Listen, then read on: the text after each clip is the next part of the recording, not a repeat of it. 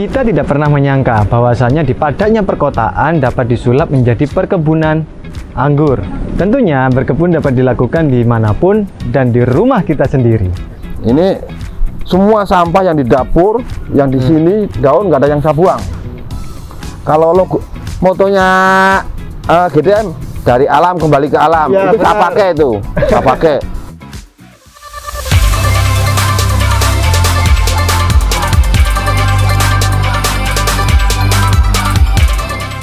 Tanamannya lebih bagus, lebih tahan penyakit. Kita bisa lihat sendiri sapinya sehat-sehat. Untuk pemakaian ketiga item itu praktis ya.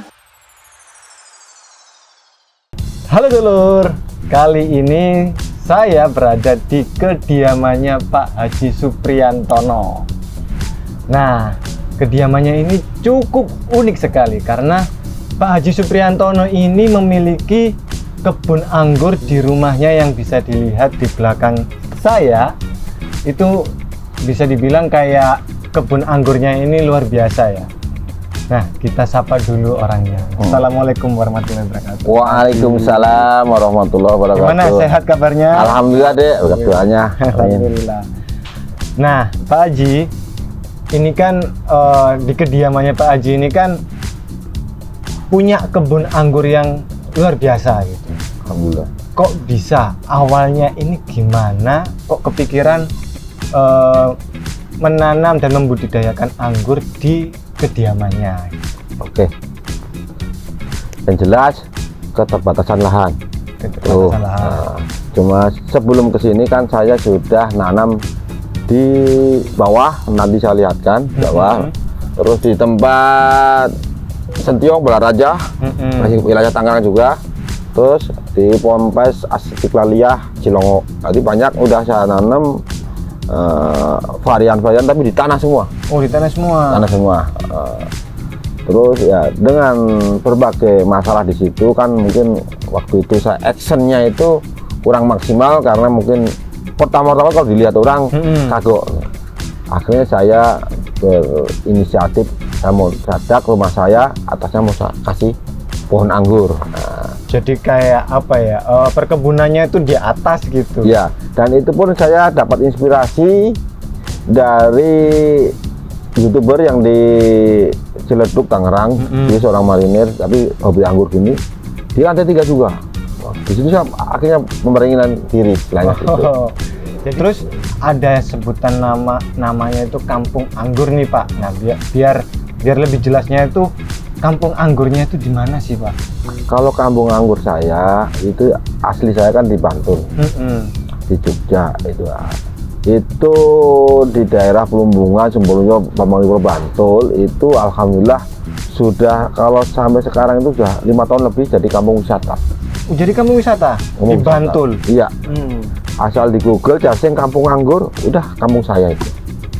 Itu satu dusun itu ada sekitar kalau nggak salah 78 kakak yang sudah menanam anggur semua. Sekarang mungkin lebih. Banyak itu. Nah, 2 tahun yang lalu udah 78 kakak itu menanam semua. Di situ diinspirasi oleh Rio Aditya. Itu yang memang mempelopori. Iya, mempelopori. Ya. Jadi kalau misalkan cuman sekedar ingin coba-coba gitu, untuk kedepannya juga kadang-kadang berat. Stuck gitu ya, ya Pak? Banyak sekali soalnya. Ada bahasa gini kalau di anggur itu. Saya pernah berkonsultasi dengan orang istilahnya orang apa ya, sering bonsai. Terus tanam-tanaman yang lain, pohon tin, pohon apa, saya sering berkonsultasi. Apa pohon yang paling susah dirawat? Dia menyebut pohon anggur. Pohon anggur yang impor lah, bukan yang lokal. Sebenarnya nggak ada lokal. Cuma anggur itu kan karena dulu kayak Alfonso, Isabella, Yellow Belgies dan semuanya itu udah temurun dari zaman Belanda, gini-gini udah diaku lah lokal gitu. Pak Haji di sini tuh menanamnya ini apa cuman satu jenis atau banyak jenis? Banyak jenis. Dan saya tanam ini nggak ada yang sama. Nggak ada yang sama. Akhirnya nggak ada, sekitar 38 varian. Risiko yang saya dapat akhirnya masing-masing varian tadi mempunyai ciri yang satu genjah, satu enggak. Kadang ada yang setengah genjah gitu. Jadi, akhirnya ya kurang maksimal di buah. Ya. Di buah kurang maksimal. Jadi kan karena memang banyak jenis dan memang perawatannya ini beda-beda ya Pak ya? Iya. Maksudnya itu tingkat kesulitannya setiap jenis anggur ini memang punya kadar tingkat kesulitannya beda-beda juga ya Pak Betul. Dasar resistensi terhadap hama juga beda-beda. Oh ini tahan, oh ini enggak gitu. ya? Berapa jenis sih Pak? 28 jenis ya Pak? 38. 38 jenis. Nah ini yang paling mudah dan paling sulit itu jenis apa Pak? Saya yang paling mudah paling nginel. Nginel. Gampang itu. Potes di mana aja bawa buah. Kalau bahasa Sombra itu kan senggol bunting. Nah, disenggol bunting gitu. Nggak tahu. Kalau yang paling susah jenis Amerika. Saya punya varian di bawah itu Mondrop udah 2 tahun. Lebih dari awal punya Mondrop. Tantangan sih sampai saya ini belum buah. Oh, 2 tahun ya Pak ya? Iya. Ya ini 5 bulan udah tinggelantung. Tinggelantung 5 bulan.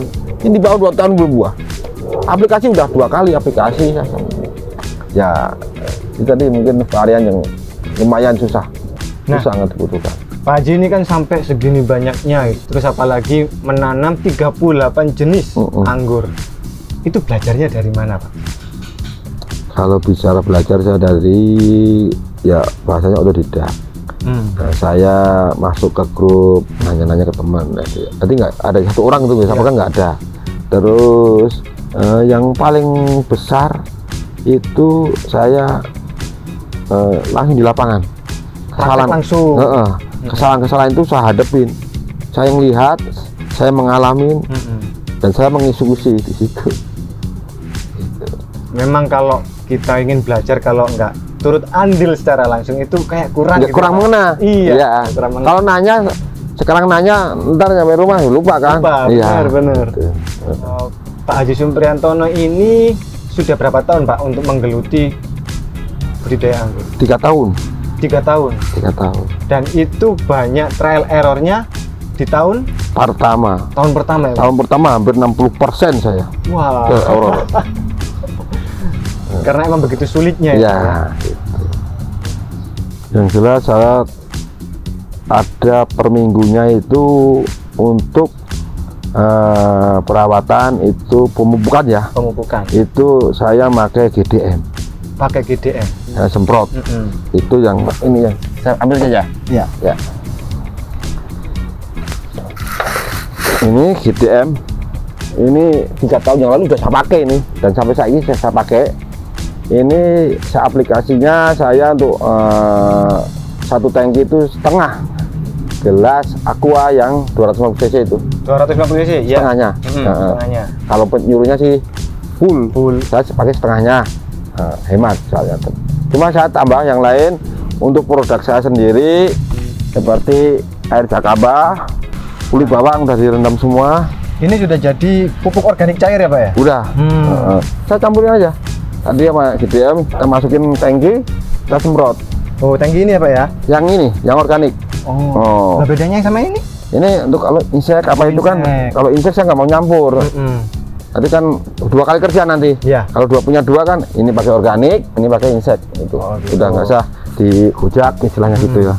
Terus masih ada tambahan lagi, biasanya per bulan. Ini semua sampah yang di dapur, yang di sini daun nggak ada yang saya buang. Kalau logo motonya GDM dari alam kembali ke alam, Ya, itu saya benar. pakai itu, saya pakai. Semua apapun di sini saya buang di sini. Nah, Oh, berarti bisa didaur ulang ya Pak ya? daur ulang. Daur ulang. Ketemu belalang saya di sini nemu, saya masuk ke sini. Ketemu apa saya masuk ke sini. Nanti kalau sudah lama, saya ambil yang paling bawah, saya aplikasikan. Berapa hari atau berapa minggu untuk fermentasinya? Saya nggak saya hitung, ini yang penting udah penuh lama, bawah saya ambil. Oh, yang paling bawah ya Pak ya? Yang paling bawah saya ambil. Karena sudah terendap di bawah juga. Iya. Dan itu baunya lumayan nih. Iya. Iya, lumayan nih. Bisa tercium dari sini. Lumayan.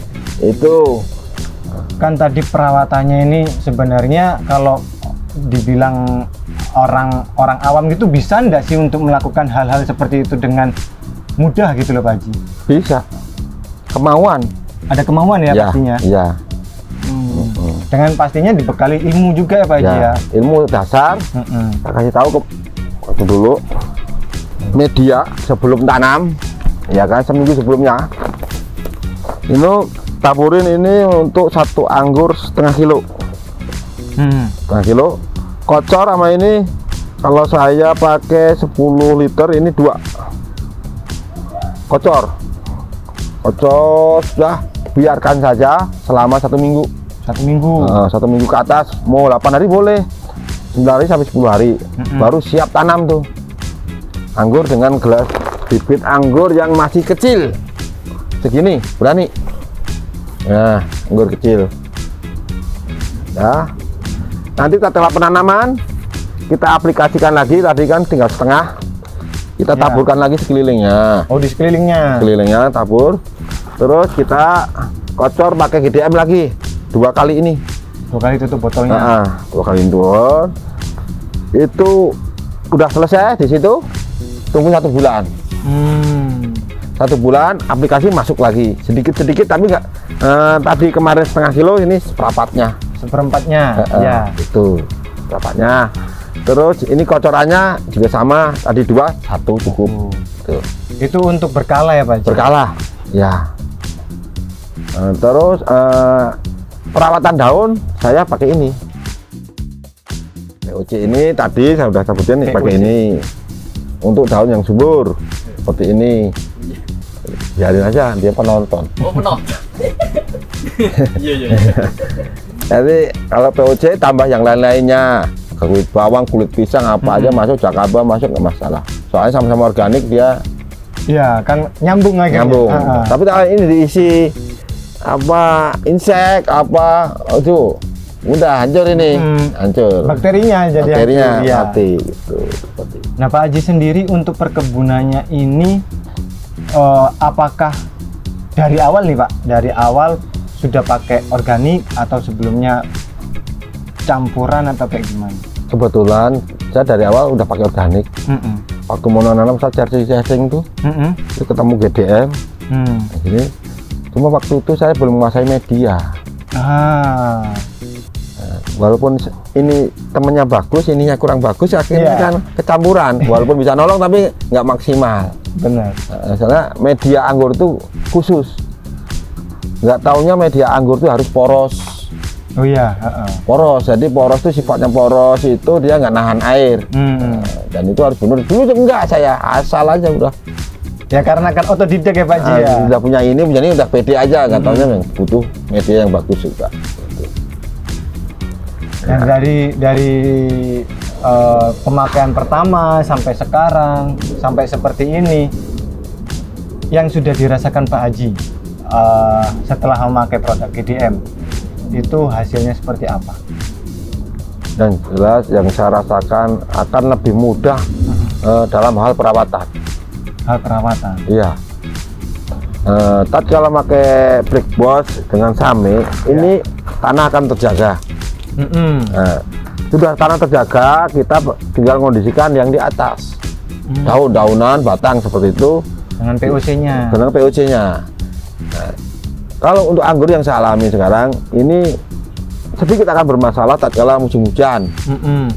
Itu ini kandungannya di sini natriumnya itu sekitar paling gede. Nih, N-nya unsur N-nya mana tuh? Iya, unsur N. Ini ya.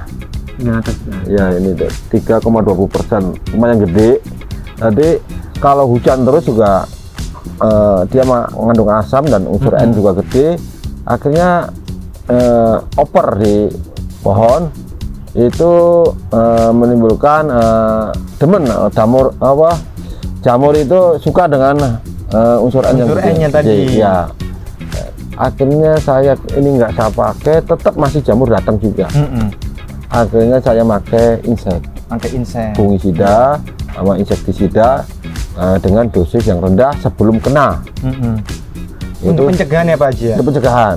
Itu 1 liter 1 tetes saya. Dari teman saya ngasih tahu sebagai pencegahan seperti itu. Kalau penanggulangan ya harus 5 tetes. Oh, kalau sudah terkena. Iya, udah terkena gitu. Ya mungkin masih banyak lagi cerita-cerita yang apa ya, ingin kita ulik ya Pak Haji ya. Karena memang kalau kita berbicara masalah budidaya ini memang prosesnya panjang banget. Panjang sekali dan akan berproses terus. Iya, berproses terus, dan kita juga dari proses itu kita juga belajar ya Pak Haji Iya, ya. betul. Nah, mungkin Pak Haji ada satu apa ya, kayak memotivasi teman-teman terutama pemuda-pemudi yang baru ingin belajar berbudidaya anggur gitu Pak Haji. Siap. Jadi bagi para milenial lah saya sebutnya, Ya. jangan takut tanam anggur gitu. Kalau kita ada kemauan, insya Allah pasti ada jalan. Itu. Jadi eksekusinya kemauan, jalan, udah nanti ketemu. Nanti ketemu ya Pak Haji ya. Gitu.